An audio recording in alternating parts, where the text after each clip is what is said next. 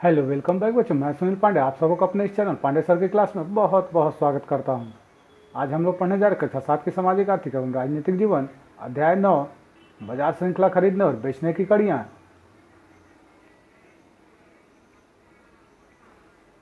तो आइए अध्याय शुरू करते हैं। पिछले अध्याय में हमने आसपास के विभिन्न प्रकार के बाजारों के बारे में जाना। इसमें हमने देखा कि बड़े दुकानदार ज़्यादा पूंजी लगाकर छोटे दुकानदार की अपेक्षा अधिक लाभ कमाते हैं। अब हम इस अध्याय में बाजारों की श्रृंखला के बारे में समझेंगे। किस तरह किसान के उत्पाद स्थानीय आढ़तियों, थोक विक्रेताओं से होकर बड़े शहरों के खुदरा विक्रेता तक पहुंचता है। उत्पादन करने वालों से होते हुए सामान खरीदने वाले ग्राहकों तक आपस की कड़ी किस तरह से जुड़ी होती है। हम देखेंगे कि सभी उत्पाद में किसी न किसी प्रकार की बाजार श्रृंखला बनती है। इस श्रृंखला में खरीदने और बेचने की कई कड़ियाँ होती हैं। ये कड़ियाँ कैसे बनती हैं? क्या इन कड़ियों से जुड़े लोगों को एक समान लाभ होता है या कुछ को दूसरों की अपेक्षा अधिक लाभ होता है? इन बातों को मखान उपजाने वाले किसानों तथा इसके बाजार की श्रृंखला के उदाहरण द्वारा समझने का प्रयत्न करते हैं। तो आइए देखते हैं। मखाना यह तालाब में उपजने वाला एक जलीय उत्पाद है।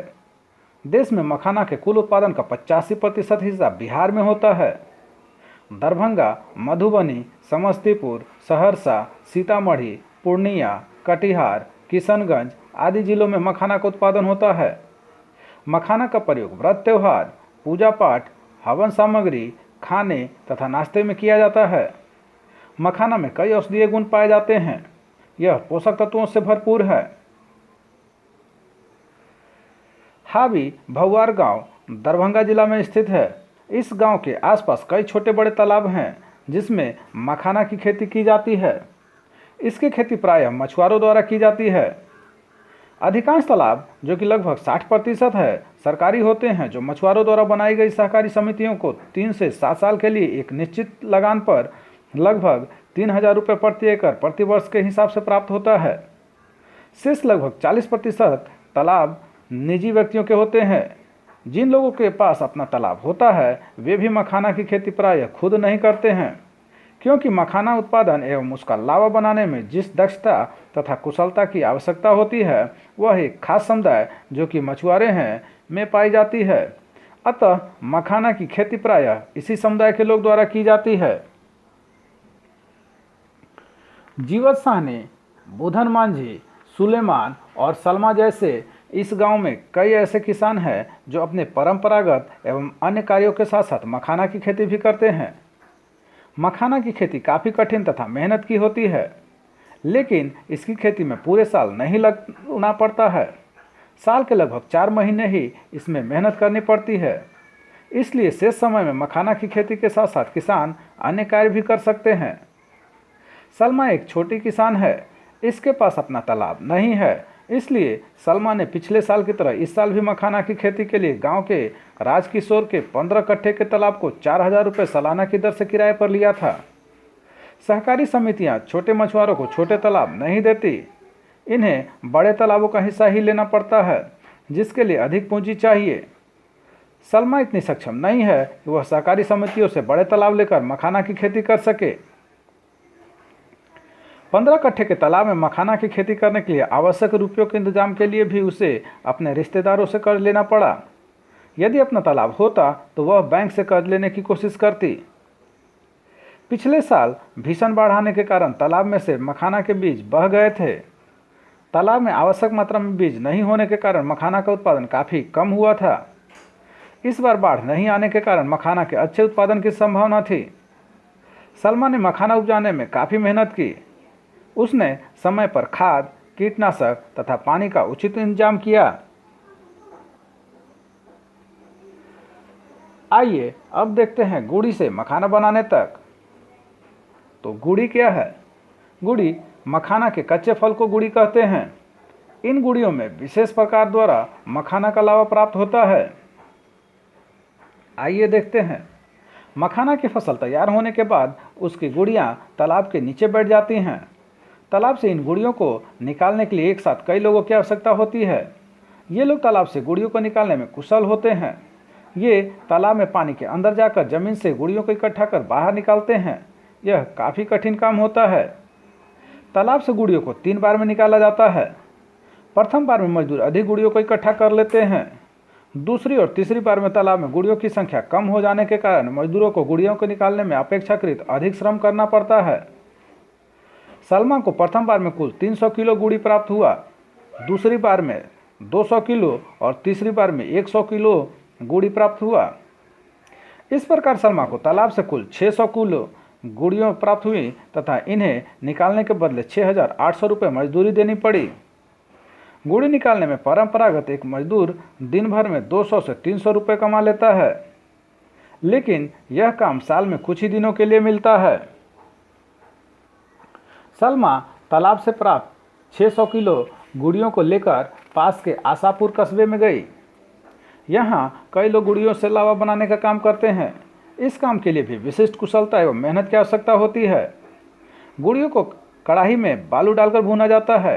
काफ़ी गर्म होने पर कढ़ाई से निकालकर पीढ़े पर रखकर लकड़ी के हथौड़े से जोर से पीटा जाता है। इससे उन गुड़ियों से लावा निकल जाता है जिसे हम मखाना के नाम से जानते हैं। 2.5 किलो गुड़ी से 1 किलो मखाना का लावा प्राप्त होता है, लेकिन लावा बनाने वाले लोग 3 किलो गुड़ी के बदले 1 किलो लावा देते हैं, अर्थात 2.5 किलो गुड़ी का लावा बनाने की मजदूरी आधा किलो गुड़ी होता है। 4-5 लोग मिलकर एक दिन में 150 से 200 किलो गुड़ी का लावा बना लेते हैं। इससे प्रत्येक को गुड़ी के रूप में लगभग 200 रुपये की आमदनी हो जाती है। आइए अब देखते हैं स्थानीय आढ़तियों को मखाना बेचा। सलमा को अपने गुड़ियों से कुल 200 किलोग्राम मखाना प्राप्त हुआ। मखाना काफ़ी हल्का होता है। एक बड़े बोरे में लगभग 8 से 10 किलो ही आता है। सलमा का 200 किलो मखाना 20 बोरे में आया। अब वह इन 20 बोरे मखानों का मूल्य बढ़ने पर बेचने के लिए घर लाकर नहीं रख सकती, क्योंकि एक तो उसके पास जगह की कमी थी, दूसरे उसे रिश्तेदारों का कर्ज भी लौटाना था। राजकिशोर को तालाब का किराया भी देना था, इसलिए उसने मखाना को वहीं स्थानीय आढ़तिया शंभू को बेच दिया। शंभू आशापुर का बड़ा आढ़तिया है। उसने सलमा को 200 किलो मखाना के लिए 100 रुपये प्रति किलो की दर से 20,000 रुपये दिए। उसने बताया कि इस बार मखाना का उत्पादन अधिक होने के कारण मखाना का मूल्य नहीं बढ़ा है, परंतु इतने कम रुपए पाकर सलमा उदास हो गई। उसे मखाना की खेती में खाद, बीज, कीटनाशक, गुड़ी निकलाई तथा तालाब का किराया मिलाकर कुल 15,000 रुपये लागत आया था। उसके पास सिर्फ 5,000 रुपये बच रहे थे। यह तो उसका व उसके पति के मेहनत की मजदूरी भी नहीं थी। इस बार उसे अच्छे लाभ की उम्मीद थी। उसने सुना था कि मखाना का बाजार निरंतर बढ़ रहा है। मखाना आधारित उद्योग में मखाना के विभिन्न प्रकार के कीमती उत्पाद तैयार हो रहे हैं। इसका लाभ उसे भी अवश्य प्राप्त होगा। इससे वह अपने टूटे घर की मरम्मत भी करा लेगी तथा अगले साल बिना कर्ज के लिए मखाना की खेती कर लेगी। आशापुर के ये आढ़तिये ज़्यादातर किसानों का मखाना कमीशन पर बेचते हैं। इनके पास पटना तथा दरभंगा के थोक मंडी में मखाना बेचने वाले व्यवसायी आकर मखाना खरीदते हैं। इनसे प्राप्त रुपए में से ये 6 से 8% कमीशन काटकर शेष पैसा किसानों को दे देते हैं। कई बार कुछ किसानों से ये मखाना खरीद भी लेते हैं तथा अच्छे लाभ पर आगे बेचते हैं। दिन भर में 15 से 20 बोरा मखाना बेचने वाले आढ़तियों की औसत मासिक आमदनी 20,000 से 25,000 रुपये होती है, जबकि इसमें इनकी अधिक पूंजी नहीं लगी होती है। आइए अब चलते हैं पटना के बाजार। कुछ व्यापारी आशापुर के आढ़तियों से मखाना खरीदकर पटना, दरभंगा या अन्य शहरों के थोक मंडी में बेचते हैं। मनोज ऐसे ही एक व्यवसायी हैं जो दरभंगा से मखाना खरीदकर पटना की थोक मंडी में बेचते हैं। दरभंगा में इन्हें 110 रुपये प्रति किलो की दर से मखाना प्राप्त हो जाता है। पटना लाने के क्रम में परिवहन एवं पैकिंग में 8 से 10 रुपये प्रति किलो खर्च आता है तथा पटना की थोक मंडी में वह 10 रुपये प्रति किलो के लाभ पर मखाना बेच देता है। पटना के थोक विक्रेता भी प्रायः 10 रुपये प्रति किलो का लाभ लेकर खुदरा दुकानदारों को बेच देता है।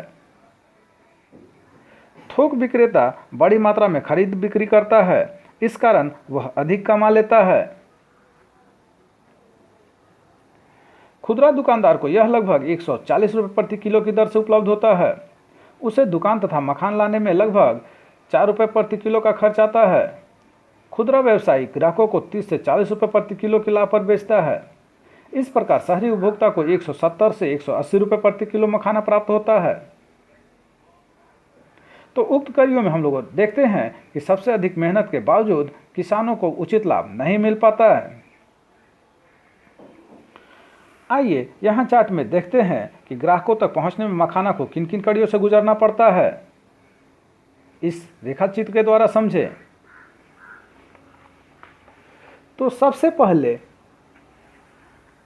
सलमा ने तालाब से गुड़ी निकलवाया, फिर उसने आशापुर में लावा बनवाया, फिर उसने सलमान ने स्थानीय आढ़तियों को मखाना बेचा, फिर मखाना आढ़तियों से दरभंगा तथा पटना के थोक विक्रेताओं को बेचा गया, वहां से पटना के खुदरा विक्रेता को भी बेचा गया और साथ में दिल्ली कानपुर के थोक विक्रेताओं को बेचा गया। पटना के खुदरा विक्रेता से वह उपभोक्ता तक पहुंचा और कानपुर दिल्ली के थोक विक्रेता से वह दिल्ली कानपुर के खुदरा विक्रेता तक पहुंचा और फिर अंततः उपभोक्ता तक पहुंचा। साथ ही दिल्ली कानपुर के थोक विक्रेता से वह खाड़ी देश को निर्यात किया गया और वहां से खाड़ी देश के खुदरा विक्रेता तक। आइए अब देखते हैं देश विदेश के बाजार। कुछ थोक व्यवसायी दिल्ली जैसे शहरों के थोक व्यवसायियों को सीधा मखाना बेचते हैं। दरभंगा या पटना से दिल्ली मखाना बेचने के प्रति बोरा 100 से 110 रुपये का खर्च आता है। इस प्रकार यहाँ के थोक व्यापारी को 160 से 165 रुपये प्रति किलो की दर से मखाना प्राप्त होता है। दिल्ली जैसे शहरों के खुदरा दुकानों में यह 200 से 250 रुपये प्रति किलो की दर से उपभोक्ताओं को प्राप्त होता है। कई बड़े एवं आधुनिक दुकानों में मखाना अलग अलग वजन के पैकेटों में 400 से 500 रुपये प्रति किलो की दर से बिकता है। यहाँ बिकने वाले मखाने काफ़ी अच्छे किस्म के होते हैं। दिल्ली के कुछ व्यापारी इन मखानों को खाड़ी देश में निर्यात करते हैं। ईद के अवसर पर मखाना तथा इससे बनी सेवई, खीर खाड़ी देशों में निरंतर लोकप्रिय होते जा रहे हैं। मखाने को नाश्ते में भी उपयोग किया जाता है। आइए अब देखते हैं बाजार और समानता। बाजारों में यह श्रृंखला मखाना उत्पादक को बड़े आधुनिक दुकानों के खरीदारों से जोड़ देती है। इसकी प्रत्येक कड़ी पर खरीदना और बेचना होता है। बड़े एवं आधुनिक दुकानों, सुपरमार्केट तथा मॉल के दुकानदार बेचने के आकर्षक तरीकों के बल पर अधिक लाभ कमाते हैं। उनकी तुलना में थोक विक्रेताओं एवं खुदरा विक्रेताओं का लाभ कम होता है। इसमें हमने देखा कि मखाना उपजाने वाले छोटे किसान एवं लावा बनाने की प्रक्रिया से जुड़े लोगों को कड़ी मेहनत के बावजूद उचित लाभ या पारिश्रमिक नहीं मिला। बाजार में उनके उत्पाद का उचित मूल्य नहीं मिल पाता है। अन्य व्यापारियों की स्थिति बीच की है। उत्पादकों की तुलना में उन्हें अधिक कमाई हुई है, लेकिन बड़े आधुनिक दुकानों के दुकानदारों की तुलना में उनकी कमाई कम है। इस तरह बाजार में सभी लोग बराबर नहीं कमाते हैं। लोकतंत्र के अंतर्गत सबको बाजार में उचित मजदूरी या कमाई करने के मौके मिलने चाहिए। अगर मजदूरी उचित नहीं मिलेगी तो किसान एवं अन्य मेहनतकश अपने आप को दूसरे के बराबर कैसे समझेंगे।